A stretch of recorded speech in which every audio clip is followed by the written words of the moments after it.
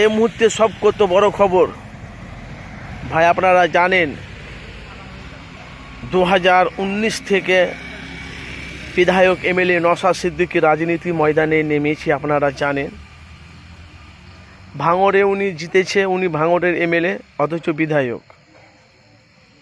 আপনারা জানেন যে লোকসভা নির্বাচনে ভোটে নওশাদ সিদ্দিকী মানুষকে পাখির মতন বুঝিয়েছে, নওশাদ সিদ্দিকী কিন্তু হেরে গেছে, অথচ সিপিএমও হেরেছে, মানে সিপিএম আর আইএসএফের রেজাল্ট খুলেনি। আবার আজকে নিয়ে দুদিন হলো তোমার হারোয়াতে উপনির্বাচন ভোটে জোট হয়ে কিন্তু নওশাদ সিদ্দিকী লড়ে চলে সিপিএমের সাথে, তৃণমূলের সাথে লড়াই, ওখানেও নওশাদ সিদ্দিকী হেরেছে।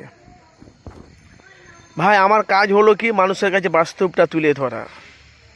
ভাই আপনারা বলেন, এই আইএসএফ দলটা যখনই কোনো ময়দানে, যখনই কোনো সভাতে, যখনই এতে বক্তব্য রাখছে, হাজার হাজার মানুষের সমাগম, অথচ ভিড়।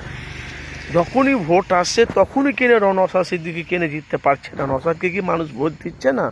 কারণটা কি? খালি বারবার হেরে যাচ্ছে। ভাই আমি কথাগুলো কী বলছি বুঝতে পারছেন? দেখেন ভাই, কিছু বিরোধী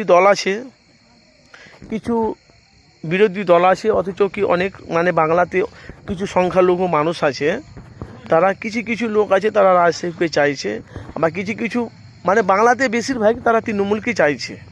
কিছু সংখ্যালঘু কিছু মানুষ তারা নওশাদকে চাইছে, কিন্তু নওশাদ সিদ্দিকী যেখানে সভা করছে, যেখানে বক্তব্য রাখছে, হাজার হাজার হাজার মানুষের স্রোত নেমে আসছে।